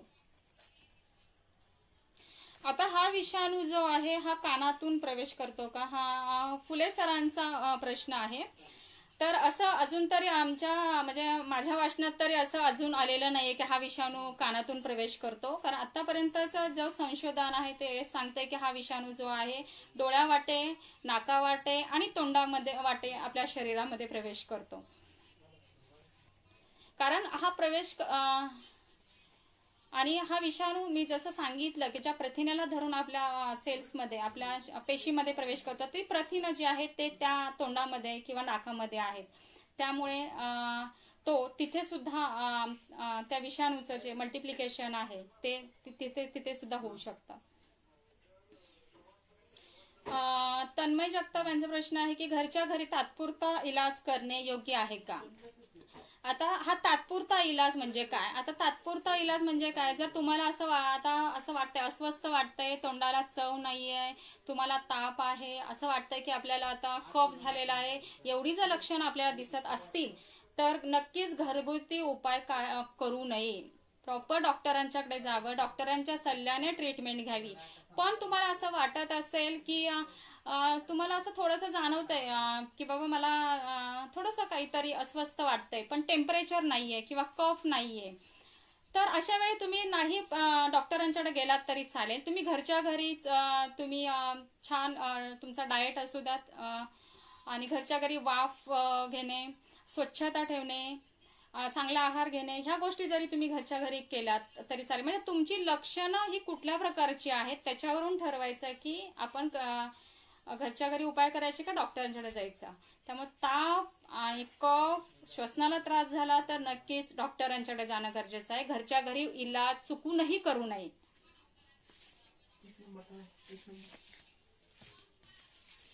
ठीक आहे ना, ओके. अजून लाला करचे यांचा प्रश्न असा आहे की ज्या औषधांनी कोरोना बरा होतो ते औषध का बनविले जात नाही. तर आता ते सांगायला हरकत नाही की आता विषाणू, तसं विषाणूला मारणं फार अवघड आहे, कारण विषाणू हा सारखा त्याचं रचना जी आहे ती सारखी बदलत असतो. त्यामुळे आपण एक औषध बनवलं की तोपर्यंत तो लगेच चेंज झालेला असतो. कारण विषाणू म्हणजे फार त्याचं स्ट्रक्चर मोठं नाहीये, फक्त एक त्याच्यामध्ये एक जनुक असतं, DNA किंवा RNA, त्याच्याकडे त्याचं प्रोटेक्शन करण्यासाठी एक फक्त प्रथिनांचं आवरण असतं आणि तो फास्ट म्युटेट होतो. सुदैवाने हा कोरोना विषाणू त्याचा म्युटेशन रेट खूप कमी आहे, खूप कमी रेटने तो म्युटेट होतोय. त्यामुळे ह्याच्यावर औषध निघू शकतं. म्हणजे 2021च्या पूर्वार्ध जानेवारीपर्यंत याच्यावर लस येऊ शकते आणि त्यामुळेच ह्या कोरोना विषाणू जो आहे हा बरा होण्यासाठी अजून तरी औषध नाही. आणि आत्ता जे औषधं वापरतात तर ते सगळे सिम्प्टोमॅटिक ट्रीटमेंट, म्हणजे लक्षणांवरून ट्रीटमेंट दिली जाते. मग त्याच्यामध्ये जे आहे शरीरातील दाह कमी करण्यासाठी म्हणजे अँटी इन्फ्लॅमेटरी जे आहेत ते दिले जातात.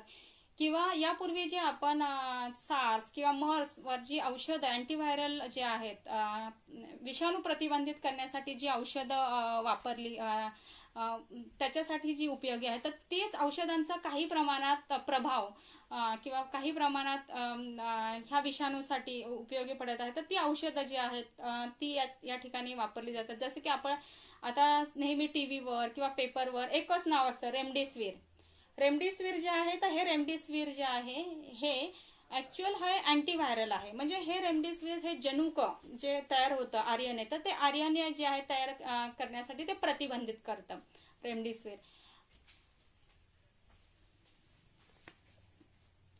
आणि दुसरं एक आहे की अँटी मलेरियाला आहे हायड्रोक्सीक्लोरोक्विन, जे मलेरियासाठी वापरतात. तर ते मलेरियासाठी जे आपण ड्रग वापरतो, औषध वापरतो, ते औषध सुद्धा थोड्याफार प्रमाणात या विषाणूच्या विरोधात काम करतं आणि म्हणून ते हायड्रोक्सीक्लोरोक्विन जे औषध आहे ते सुद्धा या ठिकाणी या COVID-19 आजारामध्ये वापरलं जातं. कोरोनाची लक्षणं नसताना रिपोर्ट कसे पॉझिटिव्ह येतात, हा सुशांत डोईफोडे यांचा प्रश्न आहे. खरं तर आता कोरोनाचा लक्षणं नसताना रिपोर्ट कसे पॉझिटिव्ह येतात, खरं तर आता याच्यामध्ये बरेचसे ॲम्बिग्युटीज आहेत की हे जे टेस्ट करण्यासाठी जो स्वॅब म्हणतो आपण, जे स्वॅब घेतले जातात ते वेगवेगळ्या पद्धतीने घेतला जातात. तोंडावाटे घेतला जातो, नाकावाटे घेतला, नॅझोफॅरेंजियल, ओरोफॅरेंजियल असं त्याला म्हणतो. तर ते स्वॅब कशा पद्धतीने घेतलेलं आहे, त्याचा टेस्ट कशा पद्धतीने केलेला आहे, मग ती अँटीजन टेस्ट आहे का अँटीबॉडी टेस्ट आहे, तर त्याच्यावरून ॲक्च्युली ठरतं की तो कोरोना पॉझिटिव्ह आहे का निगेटिव्ह आहे. पण जी अँटीजन टेस्ट करतो, RT-PCR जर टेस्ट केली तर शक्यतो ती टेस्ट जी आहे ती पॉझिटिव्ह येत नाही. जर निगेटिव्ह असेल तर अँटीबॉडी टेस्ट जर केली तर त्या अँटीबॉडीज ज्या आहेत ह्या आपल्या शरीरामध्ये ह्या इतर कारणांनी सुद्धा वाढू शकतात. म्हणजे इतर जे व्हायरल इन्फेक्शन झालं तर त्यामध्ये सुद्धा हा IgG किंवा IgM अँटीबॉडीज ज्या आहेत ह्या थोड्याफार प्रमाणात तिथे आपल्या वाढू शकतात आणि मे बी इकडे पॉझिटिव्ह दाखवू शकतं. कोरोना लिव्हिंग आहे का नॉन लिव्हिंग, हा लाला करचे यांचा प्रश्न आहे. तर जसं मी सांगितलं, व्हायरस म्हणजे विषाणू मुळातच मृत, तसं म्हटलं तर त्याला मृतही म्हणू शकत नाही किंवा जिवंतही म्हणू शकत. म्हणजे तो आपण म्हणतो की पॅरासाइट आहे, म्हणजे परजीवी आहे. म्हणजे त्याला जर स्वतः वाढायचं असेल तर त्याला कशाची तरी गरज पडते, कशाचा तरी आधार हवा असतो. आणि तो आधार म्हणजे लिव्हिंग सेल्स म्हणजे जिवंत पेशींचा आधार हवा असतो. आणि त्याला त्या जिवंत पेशी का, कारण त्याला स्वतःचं असं त्याच्याकडे काहीच रॉ मटेरियल नाही आहे किंवा त्याला स्वतःची मशिनरी नाही आहे. तो दुसऱ्यांची मशिनरी वापरून, दुसऱ्यांचा रॉ मटेरियल वापरून तो स्वतः वाढत असतो. त्याच्यासाठी त्याला लिव्हिंग सेल आणि जो आपला मग हा जो कोरोना व्हायरस आहे हा आपल्या जेव्हा शरीरामध्ये येतो तेव्हा तो आपली मशिनरी वापरून तो स्वतः वाढत असतो. आणि हाच कोरोना विषाणू जर कुठे बाहेर कुठल्याही एखाद्या वस्तूवर असेल आणि तिथेच असेल तर तिथे तो वाढणार नाहीये. आणि तो जो आहे तो व्हायरस तिथेच आपला हात लागला, चुकून जर आपला त्या ठिकाणी व्हायरसच्या ठिकाणी जर हात लागला आणि तो आपल्या हातावर आला आणि आपल्या हातावर जरी कोरोनाचे विषाणू असतील तरी सुद्धा आपण लगेच बाधित होणार नाहीये. म्हणूनच सांगितले कुठेही जेव्हा आपण बाहेर हात लावू तेव्हा तुम्ही हात नेहमी स्वच्छ धुवा, सॅनिटायझेशन करा. जर पाणी नसेल शक्यतो तुम्ही साबणाने स्वच्छ हात धुवा पाणी असेल तर, आणि नसेल तर तुम्ही सॅनिटायझेशन करा. अदरवाईज काय होईल, जर व्हायरस कुठे असेल आणि जो तुम्ही तोंडाला, नाकाला, डोळ्याला हात लावला तर तो तुमच्या तोंडावाटे, डोळ्यावाटे, नाकावाटे आपल्या शरीरामध्ये येऊ शकतो. तर हा कोरोना जो आहे त्याला आपण मृतही म्हणू शकत नाही किंवा लिव्हिंगही म्हणू शकत नाही. जर जेव्हा तो शरीरामध्ये जातो तेव्हा तो आपलं जे आहे रॉ मटेरियल वापरून तो मल्टिप्लाय होऊन आपल्यामध्ये आपल्या शरीरामध्ये बिघाड करतो. आणि जे हे विषाणू आहेत, हा विषाणू मॅक्झिमम विषाणू हे बॅट्स, वटवाघळामधून आलेले आहेत, वटवाघळांच्या थ्रू. म्हणजे थोडक्यात आपण म्हणूयात की हे जे बॅट्स आहेत म्हणजे हे वटवाघळे आहेत, हे रिझर्वायरच आहेत. म्हणजे वटवाघळावरच आता संशोधन चालू आहे खरं तर संशोधकांचं, की हे वटवाघूळमध्ये एवढा व्हायरसेस असून सुद्धा हे जगतात कसे, हे मरत का नाहीयेत. तर आता त्याच्यावरूनच वटवाघळांच्यावरच अभ्यास चालू आहे की असं काय आहे वटवाघळामध्ये की ज्याच्यामुळे ते मरत नाहीयेत एवढा विषाणू असून सुद्धा. पण तो माणसामध्ये, वटवाघळामधला विषाणू हा प्राण्यांथ्रू माणसामध्ये येतो आणि माणसामधून माणसांकडे तो संसर्ग होतो.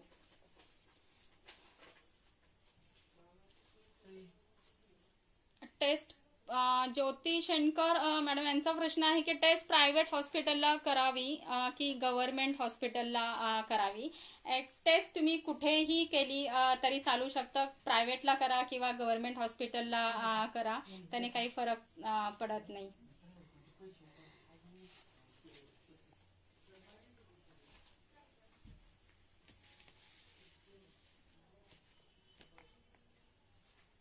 हा, आणि महेश मेत्रे यांचा प्रश्न आहे की एकदा कोरोना झाल्यावर पुन्हा त्या व्यक्तीला कोरोना होऊ शकतो का?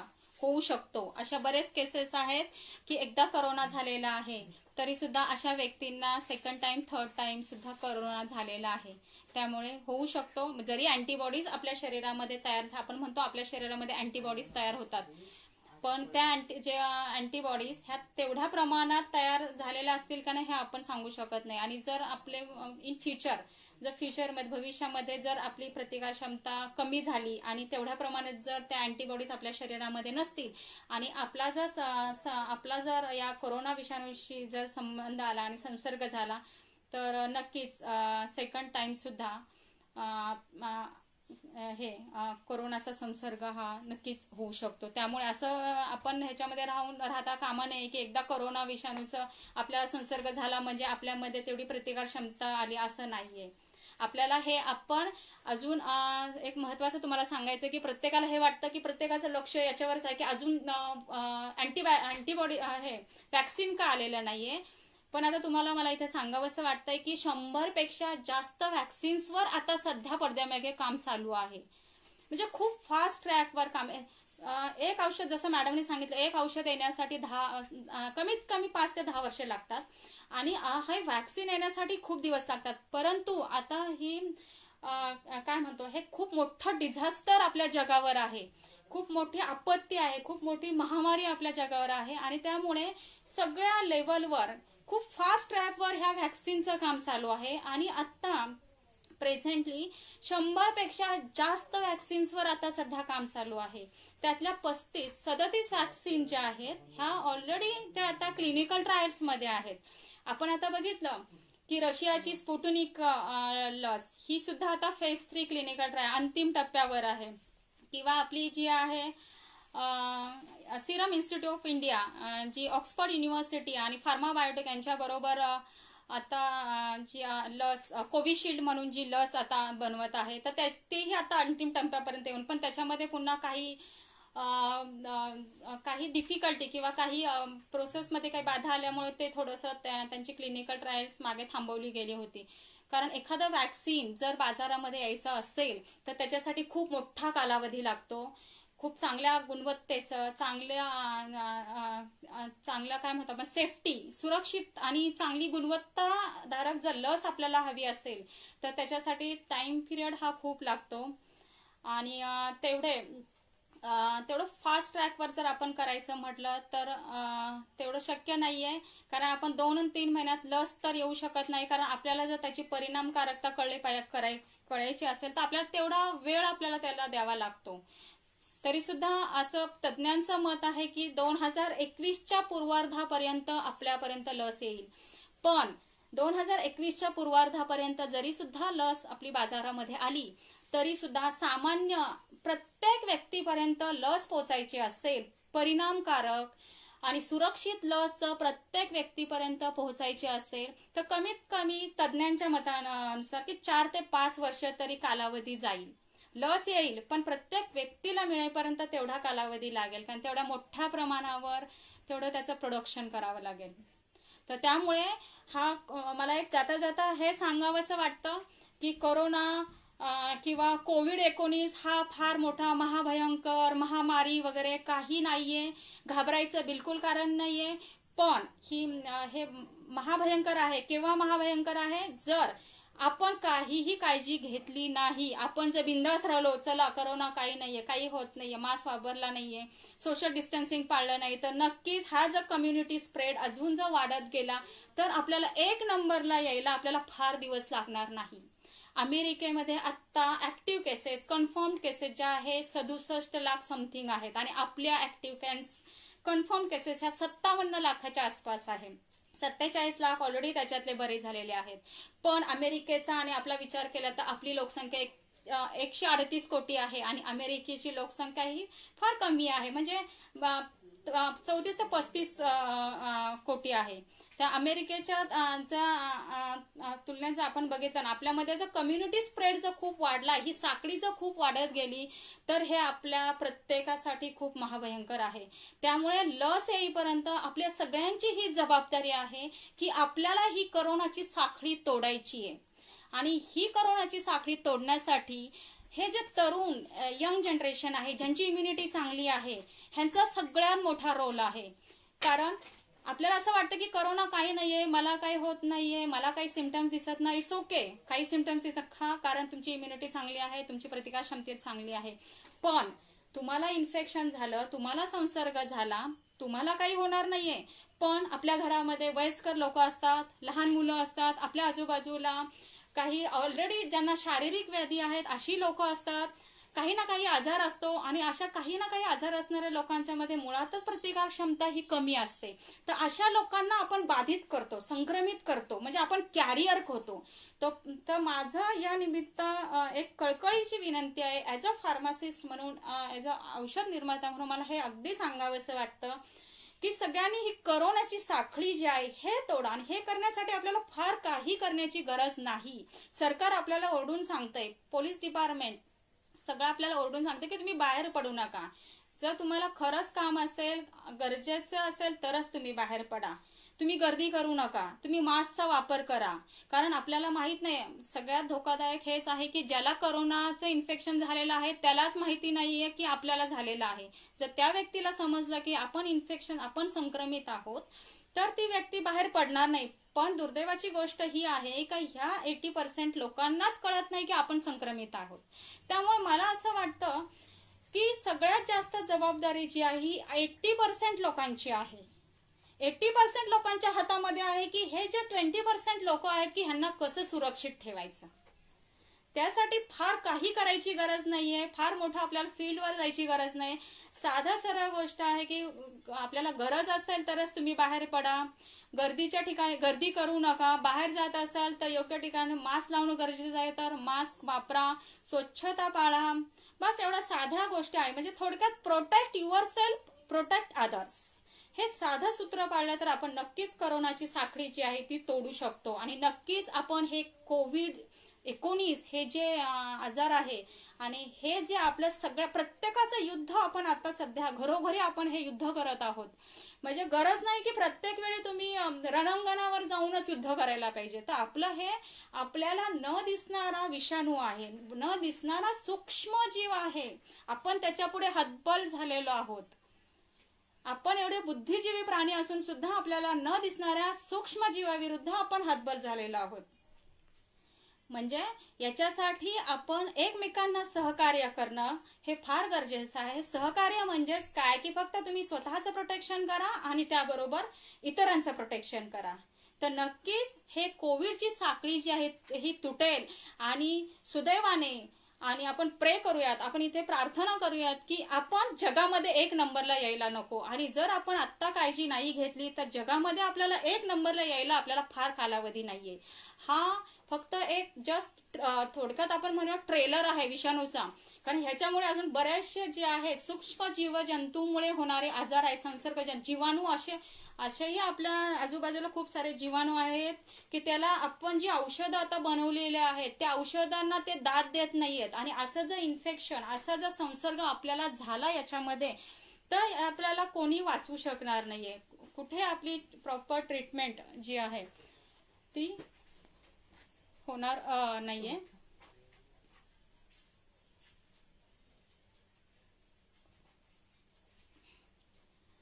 कोणाचा आहे?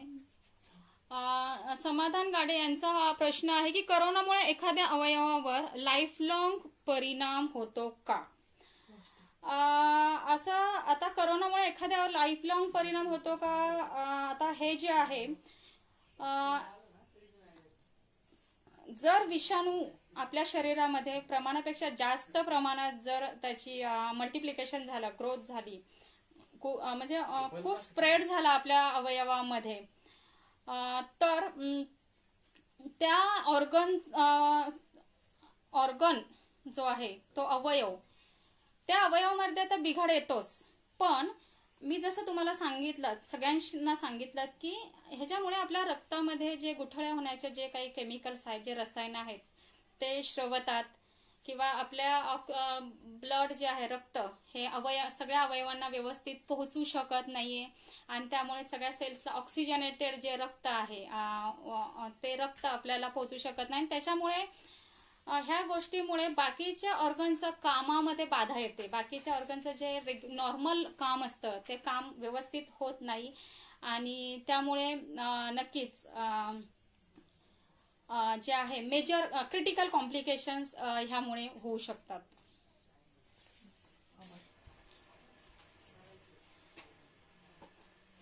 तर मी फक्त जाता जाता आता एवढंच सांगेन की आपण सर्वजण ही कोरोनाची साखळी तोडूयात. आणि ह्या कोरोना विषाणू विरुद्धचं जे युद्ध आपण प्रत्येकजण घराघरामधून करतोय तर ते युद्ध लवकरच संपेल अशी आपण प्रार्थना करूयात.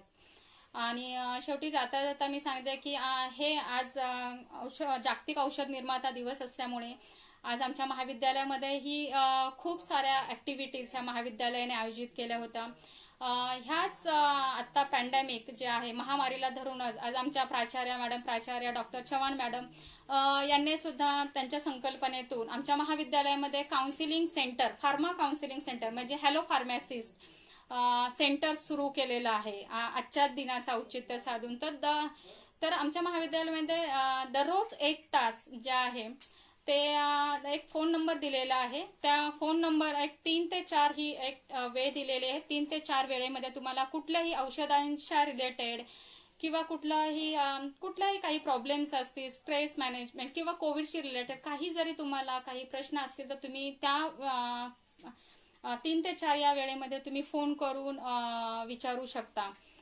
आणि आज या निमित्तानेच आज मी आपल्या समोर या कोरोना कोविड-19 या विषयावर संवाद साधला आणि आम्हाला हे जे व्यासपीठ या ठिकाणी उपलब्ध करून दिलं ते सार्वजनिक वाचनालय विचार मंथन सार्वजनिक वाचनालय. तर मी सर्व वाचनालय सदस्यांचं सुद्धा या ठिकाणी खूप खूप आभार व्यक्त करते. आणि आमचा जो काउन्सिलिंग सेंटरचा जो नंबर आहे ते मी सांगायचे विसरले. आमचा जे हॅलो फार्मासिस्ट म्हणून आमच्या महाविद्यालयाने जे आजपासून जे सेंटर सुरू केलं आहे तर त्याचा नंबर प्लीज तुम्ही नोट डाऊन करून घ्या.